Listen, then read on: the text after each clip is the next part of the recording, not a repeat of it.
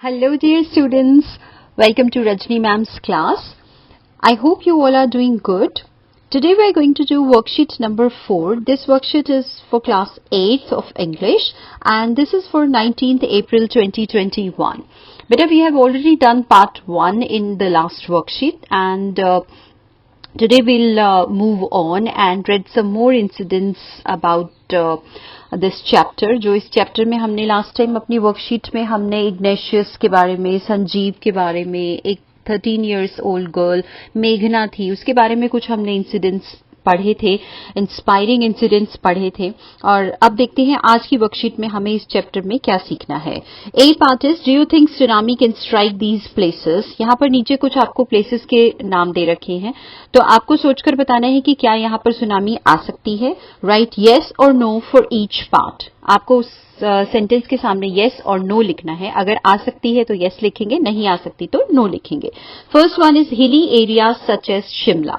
शिमला जैसे hilly area में, पहाड़ी इलाके में क्या सुनामी आ सकती है? No. We have already understood कि सुनामी जो है वो ऐसे इलाके में आती है जहां पर साथ में समुद्र है, पानी है. ठीक है, तो यहां पर हम लिख देंगे no. Then is plain area such as Delhi. No no no, बिल्कुल नहीं आ सकती है. Then is sea coast such as Mumbai. Mumbai जहां पर बिल्कुल साथ में समुद्र है, वहां पर सुनामी आ सकती है. Will write here yes. And the D part is desert area such as Jodhpur. Desert यानी कि रेगिस्तान का जो इलाका है वहां पर आ सकती है, वहां भी नहीं आ सकती. तो कैसे लिख देंगे?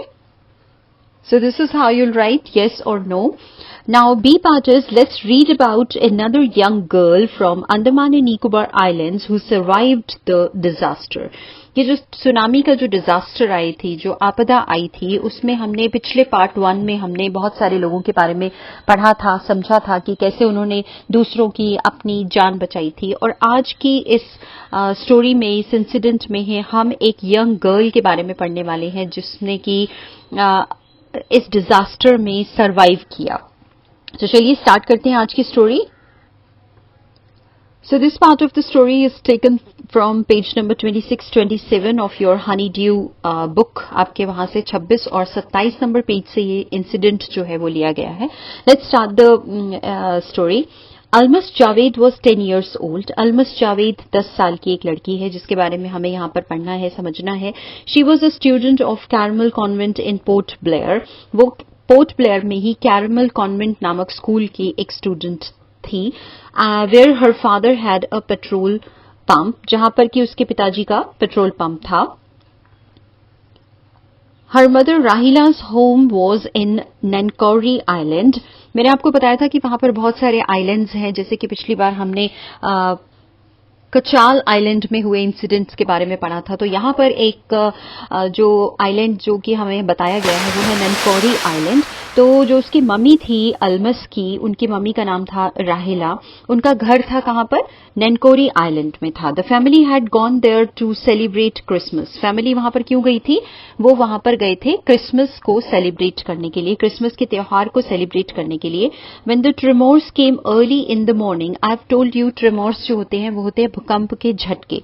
जब अर्ली मॉर्निंग भूकंप के झटके आए, द फैमिली वॉज स्लीपिंग. सुबह सुबह फैमिली जो थी वो पूरी सो रही थी.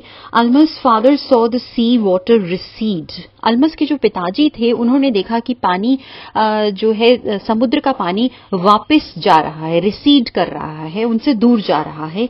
He understood that the water would come rushing back with great force. और उन्हें एकदम से समझ में आ गया कि समुद्र के नीचे जरूर कुछ हुआ है. ये जो पानी धीरे धीरे वापस जा रहा है, ये तेजी से बहुत फोर्स के साथ में लौट कर आएगा. वो अच्छे से इस बात को समझ गए. He woke everyone up. उन्होंने सबको जगाया जल्दी से. And tried to rush them to a safer place. और उनको लेके उन्होंने कोशिश करी कि एक किसी सुरक्षित स्थान पर सब लोग चले जाएं. सो एज दे रैन, जैसे वो भागे, her grandfather was hit on the head by something. उसके जो ग्रैंडफादर थे, उसके जो दादाजी थे, उनको शायद कुछ एकदम से झटका सा लगा और वो किसी चीज से अटके और उनके जो हेड में चोट एकदम से लग गई एंड ही फेल डाउन और वो नीचे गिर गए. Her father rush to help him. जो उसके पिताजी थे, अल्मस के जो पिताजी थे, वो अपने फादर की हेल्प करने के लिए दौड़े. Then came the first giant wave that swept both of them away. और तभी अचानक से एक बहुत बड़ी जायंट मीन्स बहुत ज्यादा बड़ी लहर आई जो उन दोनों को अपने साथ बहाकर एकदम से ले गई. Alma's mother and aunt stood clinging to the leaves of a coconut tree, calling out to her. वहां पर एक कोकोनट का ट्री था, उसकी पत्तियों को पकड़ के उन्होंने अच्छे से डंडी पत्तियों को पकड़ के वो वहां पर उनकी मदर, उसकी अल्मस की और उसकी आंट्स जो थी वो चिपकी हुई थी, एकदम बहुत कस के उन्होंने पकड़ा हुआ था. A wave uprooted the tree. तभी क्या हुआ कि एक बहुत बड़ी सी वेव आई और उसने उस ट्री को ही अपरूट कर दिया. अपरूट का मतलब होता है कि जड़ से ही वो उखाड़ दिया. And they too were washed away. जिस पेड़ को पकड़ के उन्होंने सोचा कि हम बच जाएंगे, तो वो पेड़ ही लहर ने उखाड़ दिया और वो भी जैसे उसके साथ पूरे वॉश अवे हो गए, बह गए. Almas saw a log of wood floating. तो उसने देखा कि अल्मस ने देखा कि एक लकड़ी का जो लट्ठा है बड़ा सा, वो फ्लोट कर रहा है, बह रहा है. She climbed on it. वो उसके ऊपर चढ़ गई. Then she fainted. और वो चढ़ने के बाद में वो जैसे इतना कुछ देख रही थी तो वो एकदम से जैसे बेहोश हो गई. When she woke up. जब वो जागी, she was in a hospital in Kamorta. Kamorta में एक हॉस्पिटल था, तो उसने अपने आप को वहां पाया.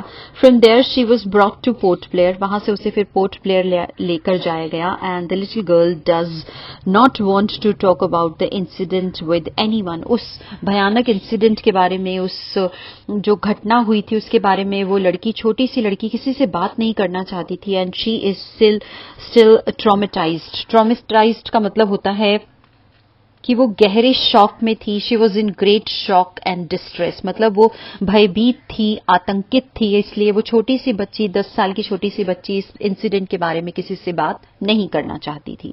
अब देखिए, ये जो स्टोरी है ये कहीं ना कहीं हमारे लाइफ में हमें कुछ सिखा कर जाती है कि जब भी प्रॉब्लम्स आती हैं तो अगर आप हिम्मत से काम लेते हैं तो उस प्रॉब्लम का सोल्यूशन आपको मिल सकता है. जैसे कि आजकल हमारे लाइफ में हम देख रहे हैं कि कोरोना की प्रॉब्लम आई हुई है, लेकिन अब हमें इसका डटकर सामना करना है. हिम्मत से हमें इस प्रॉब्लम से बाहर निकलना है. तो चलिए अब देखते हैं इससे रिलेटेड हमें क्या क्वेश्चंस यहाँ पे करने हैं.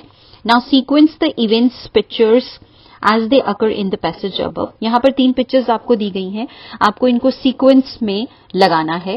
Right correct serial number in the boxes. यहां नीचे आपको बॉक्सेस दे रखे हैं, या आप देख रहे हैं यहां पे बॉक्सेस दे रखे हैं. इन बॉक्सेस में आपको सीरियल नंबर से इन पिक्चर्स को सेट करना है. 1 यानी कि फर्स्ट नंबर पे क्या हुआ, फिर कौन सा इंसिडेंट हुआ और फिर क्या हुआ. अगर आप पिक्चर्स को ध्यान से देखेंगे बेटा तो आपको पता चलेगा कि ये देखिए यहां पर अभी इस वाले एरिया में कुछ भी नहीं हुआ है. अभी जो वेव है वो ऊपर की तरफ से आ रही है. आप देख रहे हैं ये ऊपर की तरफ से वेव अभी आ रही है. ये इलाका अभी सुरक्षित है. तो इसका मतलब कि ये जो है वो नंबर 1 का इंसिडेंट है. सबसे पहले ये हुआ है.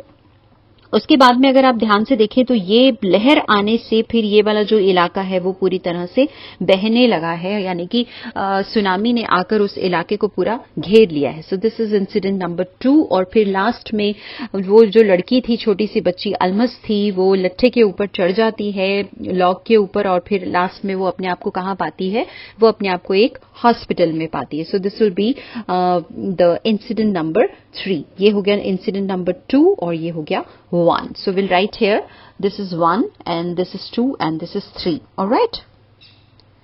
ठीक है बच्चों, ये हो गया. अब आप आगे देखते हैं कि आगे हमें क्या एक्सरसाइज करनी है. Now C part is answer the following questions by selecting the correct options. आपको कुछ ऑप्शंस दे रखी हैं और क्वेश्चन आपसे पूछे जा रहे हैं. आपको करेक्ट ऑप्शन चूज करके उसका आंसर करेक्ट बताना है. फर्स्ट जो क्वेश्चन है वो है why did Almas father wake up his family. Almas के पिताजी ने अपनी फैमिली को क्यों जगाया. वो लोग आए तो थे. यहां पर दे रखा है ए पार्ट दे रखा है to celebrate Christmas. Christmas celebrate करने के लिए जगाया सुबह सुबह अपनी फैमिली को. या फिर बी पार्ट है to rush them to a safer place. उनको किसी सुरक्षित जगह पर पहुंचाने के लिए उन्होंने उसे जगाया, अपनी फैमिली को जगाया. बिल्कुल ठीक आपने पहचाना है. वो लोग आए तो थे सेलिब्रेट करने के लिए वहां पर, लेकिन सुबह सुबह जब उसने देखा कि कुछ खतरा है तो उन्होंने अपनी फैमिली को जल्दी से सेफर, सुरक्षित जगह पे पहुंचाने के लिए अपनी फैमिली को जगाया. So this would be the correct option.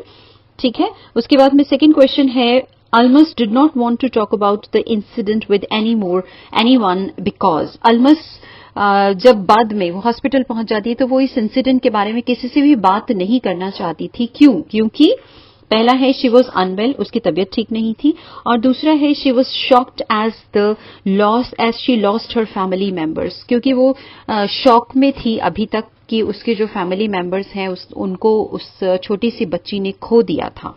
तो this is the correct option. B part ही करेक्ट ऑप्शन है, क्योंकि वो स्तब्ध रह गई थी, आतंकित थी, बहुत शॉक में थी कि उसने अपनी फैमिली को खो दिया है. तो उस इंसिडेंट के बारे में वो किसी से भी बात नहीं करना चाहती थी.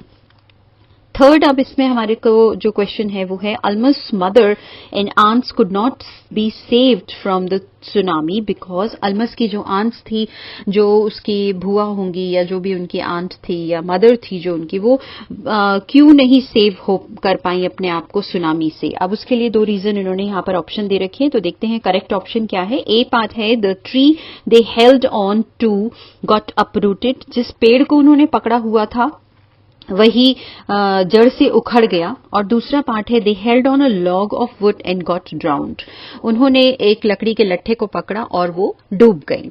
सो उन्होंने लकड़ी के लट्ठे को नहीं पकड़ा था, बल्कि उन्होंने एक पेड़ को पकड़ा हुआ था, और पेड़ जो था सुनामी की लहर आने से जड़ से उखड़ गया, जिसकी वजह से वो भी साथ में ही बह गई. सो ए जो पार्ट है इज द करेक्ट ऑप्शन इसमें. ठीक है. अब आ जाते हैं पार्ट डी पर. इसमें दिया हुआ है, गिवन बिलो आर वर्ड्स और फ्रेजेस. वर्ड्स और फ्रेजेस में मैंने आपको पहले भी डिफरेंस बताया था. वर्ड जो होता है एक सिंगल शब्द होता है, और अगर एक से ज्यादा शब्द हैं तो यहां पर आप देख रहे हैं ये एक वर्ड है, ये एक फ्रेज है, then this is the floating एक वर्ड है, और रिसीड एक वर्ड है. फ्रेज इसलिए है क्योंकि स्वेप्ट अवे दो शब्दों से मिलकर बना है, so this is a phrase, इसलिए यहां पर वर्ड्स ऑब्लिक फ्रेज लगाया है. From the passage that indicate movement of different kinds. बहुत सारी जो पानी की बहुत सारी मूवमेंट्स है सुनामी की, जैसे कि पहला मूवमेंट आपको क्या दे रखा है, यहां पर फास्ट तेजी से पानी आता है जा रहा है. स्लो मूवमेंट है, धीरे धीरे आ रहा है, ना ही ज्यादा स्लो है ना ही ज्यादा फास्ट है. यहां पर कुछ मूवमेंट्स दे रखी हैं और यहां पे कुछ उनके नाम दे रखे हैं, जैसे कि रश्ट है. अब रश्ट का मतलब होता है कि बहुत तेजी से जब कोई चीज आती है, लहर आती है एकदम से, तो उसके लिए हम कहते हैं the water rushed into the houses. So यहां पर आ जाएगा रश्ड पहले वाले में, क्योंकि ये बहुत ज्यादा फास्ट मूवमेंट को इंडिकेट कर रहा है. ठीक है. So will write here rushed first में, क्योंकि इट्स अ फास्ट मूवमेंट. और दूसरा है स्वेप्ट अवे, अपने साथ ही बहाकर ले जाना. तो ये भी एक अनदर फास्ट मूवमेंट को ही डिपिक्ट करता है, क्योंकि जब सुनामी की लहर आई तो वो अपने साथ जैसे सबको जो भी रास्ते में आ रहा था, चाहे वो इंसान है, चाहे वो प्रॉपर्टी है, कुछ भी जो भी चीज थी, सामान है, वो उसको अपने साथ में स्वेप्ट अवे, जैसे बहाकर साथ ही लेकर जा रहा था. तो this is also an example of fast movement. उसके बाद में जो थर्ड वर्ड है वो है फ्लोटिंग. फ्लोटिंग का मतलब होता है बहना. ठीक है. अब बहना जो होता है वो बहुत ज्यादा ना तो स्लो होता है ना ही बहुत ज्यादा फास्ट होता है. तो ये थर्ड कैटेगरी जो हमारी है, नीदर स्लो नॉर फास्ट, हम इसमें इसको फ्लोटिंग को लिख देंगे. मतलब बहना, धीरे धीरे, ना बहुत तेज ना बहुत धीरे. तो यहां पर हम लिख देंगे फ्लोटिंग. ठीक है. और उसके बाद में लास्ट जो वर्ड है वो है रिसीड. जैसे मैंने आपको बताया कि लहर जो है, आप खड़े हैं और आपसे दूर जा रही है, मतलब वापसी की तरफ है, धीरे धीरे जा रही है. तो ये जो मूवमेंट होता है ये एक स्लो मूवमेंट होता है. तो हम यहां पर जो बीच वाला हमारा कॉलम है, यहां पर हम लिख देंगे रिसीड. ठीक है बच्चों, तो रिसीड हो गया, यहां पर हमने लिख दिया है. और आप इसे बार बार अच्छे से देखिए, इसे समझिए, और भी इसके जो इंसिडेंट्स हैं इस बुक में उनको भी अच्छे से पढ़िए. और पढ़ने और समझने के बाद में अच्छे से अपनी वर्कशीट कंप्लीट कीजिए और अपने अपने टीचर्स को सबमिट कराइए. Alright, and keep watching Rajni ma'am's videos. और अपना बहुत ज्यादा ध्यान रखिए. Keep learning, keep smiling, and keep taking care of yourself. Bye bye.